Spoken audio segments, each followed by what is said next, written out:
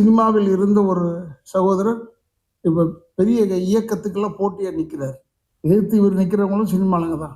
இந்த சினிமாவை பொறுத்தவரை எந்த நேரத்தில் எது வெடிக்கும்னு சொல்ல முடியாது.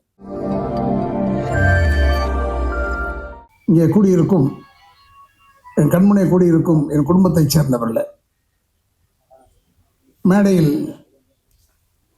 வாழ்த்த வந்திருக்கும் என்னுடைய அன்பு சகோதரர் வேல்முருகன் அவர்களை. ஏன்னா அவரையும் எனக்கு ரொம்ப பிடிக்கும்னா, நம்மளை மாதிரி ஒரு துணிச்சல்காரரு, யாருக்கும் பயப்பட மாட்டார். அவர் பட்டதை சொல்லிடுவார். பட்டதை சொன்னதுனால அவர் நிறைய பட்டிருக்காரு, அது வேறு விஷயம். இருந்தாலும் அதெல்லாம் பற்றி கவலை இல்லாமல் பேசிக்கிட்டு இருந்தேன். அதனால் சொன்னார். அதே போல் என்னுடைய அதாவது அந்த காலத்து ஜோடின்னு சொல்கிறதா இந்த காலத்து ஜோடின்னு சொல்கிறதா, அந்த காலத்து தான் ஜோடி அம்பிகா அவர்கள். நாங்கள் நடித்த படமெல்லாம் நல்லா ஓடிச்சு. இல்லை பேய் வீடு, நாகம், அப்புறம் வீரன் வேலுத்தம்பி எல்லாத்துலேயும் பண்ணியிருக்கோம். எங்களுக்கு ஏன்னா என்னோட ஹீரோயின் செய்கிறதுக்குன்னு ஒத்துக்கிட்டு நடித்த ஒரே ஆளே தான். ஏன்னா இதெல்லாம் திருட்டுராஜாக்கள்லாம் கடல் கடந்து போனதுனால, கோவாக்கெல்லாம் போனதுனால அங்கே இல்லைங்க அவங்களுக்கு ஜோடி இல்லைன்னு சொல்லிட்டாரு எங்கள் இயக்குனர் ராமநாராயண் சார். அதே மாதிரி அண்ணன் சிஎம்கே ரெட்டி அவர் எங்களவர் இப்போ சொன்ன பிரச்சனையாயிடும். ஏன்னா இப்போ அந்த பிரச்சனை தான் பெருசாக ஓடிட்டு இருக்கு. தேவையில்லாத பிரச்சனை தான் அதான் ஓடிட்டு இருக்கு.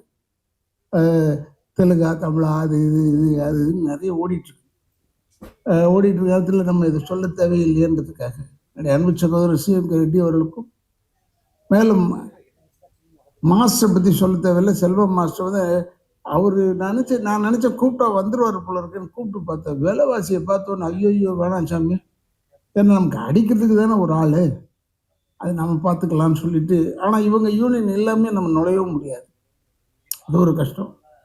ஆனால் அவருக்கும் என்னெல்லாம் எப்பயுமே வியப்பில் ஆழ்த்தி கொண்டிருக்கும் என்னுடைய அன்பு இயக்குனர் விக்ரமன் அவர்கள். இப்போ கூட அவர் உடல்நிலை சரியில்லைன்னா கூட கவலைப்படலை, இந்த ஃபங்க்ஷனுக்கு வந்திருக்காரு பாரு, அதனால் நான் மிகவும் பாராட்டுகிறேன். அப்புறம் இந்த தம்பி இல்லை ஜெகனை பார்த்து சொல்லிட்டேன் நான். படத்தில் ஒன்று இந்த வயிற்றை கிழிச்சு வைரமெல்லாம் எடுப்பாங்கடா, என்ன படம்டா அப்போ சொன்ன ஆயன்னு சொன்னான். நான் உண்மையை ரொம்ப பிரதாபப்பட்டேன் அவனை பார்த்து. ஆனால் அவன் பயங்கர வாள்ன்றது எனக்கு நல்லா தெரியும். அதே மாதிரி இப்போ அண்ணன் இருக்காருன்னா அவர் பாட்டெல்லாம் இந்த மண் வாசனை கெடாமல் இருக்கும் அந்த பாட்டு. அதனால் அவரும் இன்னைக்கு நல்ல புகழ் உச்சியில் இருக்கிறார். அதெல்லாம் நல்லா வளரணும். அதில் இந்த எடிசன் அவார்டில் கூப்பிட்டுருக்காங்கன்னு போது நான் ரொம்ப பெருமைப்படுறேன். ஏன்னா செல்வகுமாருக்கு ஒரே ஒரு இளிச்சவாயன் நான் தான் நினைக்கிறேன். எப்போ கூப்பிட்டாலும் வந்துடுவான். அதனால எடிசன்னு கூப்பிட்டா போதும். ஏன்னா தென்னிந்திய நடிகர் சங்கத்தில் இவருக்கு சரியான அங்கீகாரம் தரல. நாங்கள் அப்போ எலெக்ஷன் டைம் ஏதோ ஓட்டு போட்டுட்டு இருந்தோம்னு நினைக்கிறேன். அப்போ சகோதரர் விஜயகாந்த் எப்பயும் அவருடைய பேச மாட்டார், சொல்ல மாட்டார், எல்லாரையும் அனுசரிக்கக்கூடியவர். சும்மா தொந்தரவு பண்ணாதன்ற மாதிரி ஏதோ ஒன்று சொல்லிவிட்டார். அப்போ நான் கூப்பிட்டு சொன்னேன், எதிர்காலத்தில் அவன் பெரிய ஆளாயிட்டானா அப்புறம் நம்ம வணக்கம் சொல்ல வேண்டியதாக இருக்கும், அதெல்லாம் வேணாண்டா, விடு அவனை விடு. அவருடைய ஃபங்க்ஷனுக்கு எங்கே மலேசியாவில் கூப்பிட்டாரு, போனாங்கன்னா எல்லாத்துக்கும் போனேன். ஆனால் அவர் ஒரு ராசி இருக்குது அவர்கிட்டையும். கல்யாணம் ஆகாத பெண்கள் யாராவது அவர் கூப்பிட்டாருன்னா வந்துருங்க ஃபங்க்ஷனுக்கு, ஏன்னா உங்களுக்கு இம்மிடியட்டாக கல்யாணம் ஆகிடும். நல்ல இடமா பார்த்து கல்யாணம் ஆகும், அதுக்காக சொல்கிறேன். ஏன்னா அதை நான் கண்கூடாவே பார்த்தேன். நான் சொல்கிறது மலேசியாவை பற்றி சொல்கிறேன், அவருக்கு தெரியும் யார் அந்த பெண்மணி, அதெல்லாம் தெரியும். எதுக்கு சொல்கிறேன்னா, ஒரு நல்ல உள்ளம் படைத்த மனிதன். இவ்வளோ பெரிய ஃபங்க்ஷன் செய்கிறது, அது பத்திரிகைக்காரங்களுக்கு முக்கியத்துவம் கொடுத்து செய்கிறது முதல் ஃபங்க்ஷன் இதுதான் நான் பார்த்தது வரைக்கும். நான் ஒருவேளை வந்திருக்கேனா இல்லையான்னு தெரியல, நான் நிறைய வந்திருக்கேன். பட் இவர் வந்து பத்திரிகைக்காரங்களுக்கு சக மரியாதை தரக்கூடிய ஒரே மனிதன் செல்வகுமார் அவர்கள். உண்மையை பாராட்டுறேன்.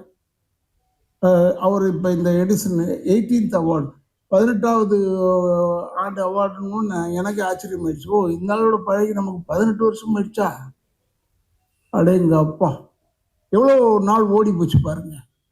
ஏன்னா இந்த நினைப்பு தான் நம்மளை வந்து வயசாக்கிடுது. அது வரைக்கும் நான் இளமையாக இருந்தேன் உள்ள வர வரைக்கும். இந்த 18வது அவார்டை பார்த்த உடனே தான் கொஞ்சம் பின் வாங்கிட்டேன். அதனால் எனக்கு ஆரம்பத்துலேருந்தே தெரியும்னு சொன்னதை மறந்துருங்க அவரை.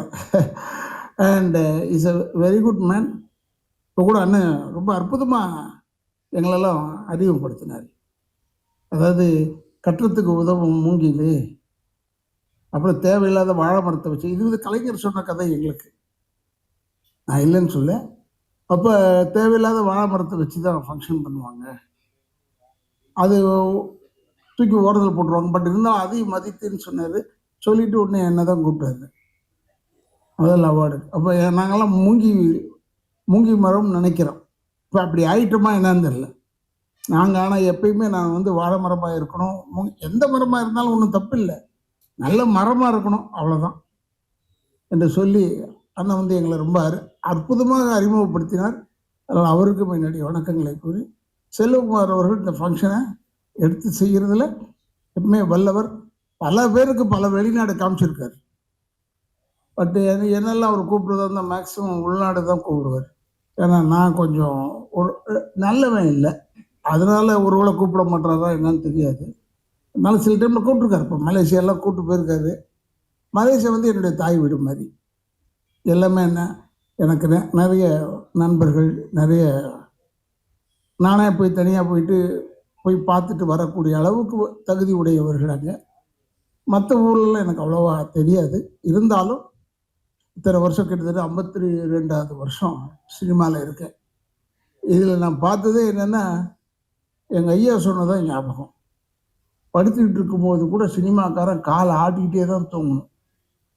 ஏன்னா செத்து போயிட்டான்னு சொல்லிட்டு வேற ஆளை போட்டுருவாங்கடான்னு. ஆனால் அவர் காலத்துக்கு அவர் அந்த சொல்லியிருக்காரு. பட் இப்போல்லாம் அப்படி இல்லை. என் சைஸுக்கு ஒரு ஆள் இருந்தால் போதும், அந்த ஆளை போட்டுருவாங்க. சைஸுக்கு தான் இப்போ வேணும் என்று சொல்லி, அது மாதிரி இல்லாமல் இப்போல்லாம் வந்து நல்ல புதுமையான படங்கள்லாம் எடுக்கிறாங்க. அதனால் அந்த புதுமையான படங்கள்லாம் எடுக்கும்போது நம்மளும் பெருமையாக நினைக்கிறோம். இப்போ கூட ஒரு சினிமாவில் இருந்த ஒரு சகோதரர் இப்போ பெரிய இயக்கத்துக்கெல்லாம் போட்டியாக நிற்கிறார். அப்படின்னும் போது சினிமாவை நாம் பெருமையாக நினைக்க வேண்டும். எல்லாருமே சினிமாளுங்க தான், எதிர்த்து இவர் நிற்கிறவங்களும் சினிமாளுங்க தான். ஆனால் இந்த சினிமாவை பொறுத்தவரை எந்த நேரத்தில் எது வெடிக்கும்னு சொல்ல முடியாது. அதுக்காக சொல்கிறேன். இப்போ நான் பேசிட்டு போகிறேன், போய் இறங்கி கொஞ்சம் கீழே போகிறதுக்குள்ள நான் தலைவன் ஆகிடுவேன் திடீர்னு. அப்போ எனக்கு தெரியும், ஏங்க தலைவன் ஆகிட்டீங்கன்னு கேட்கவும் முடியாது நீங்கள். ஏன்னா சினிமா அப்படி. சினிமாவின் ரசனை வந்து இப்போ ஒரு பிரமாதமான ரசனை. சினிமாவை வந்து இருந்தோம்னா நமக்கு கூட்டம் சேரும்னு மட்டும் நினைக்கக்கூடாது, அர்த்தத்தோட கூட்டம் சேரும்னு நினைக்க வேண்டும் என்று சொல்லி, என்னுடைய அன்பு சகோதரர்கள் செல்வகுமார் அவர்கள் இந்த ஃபங்க்ஷனை தொடர்ந்து செஞ்சிட்ருக்காரு.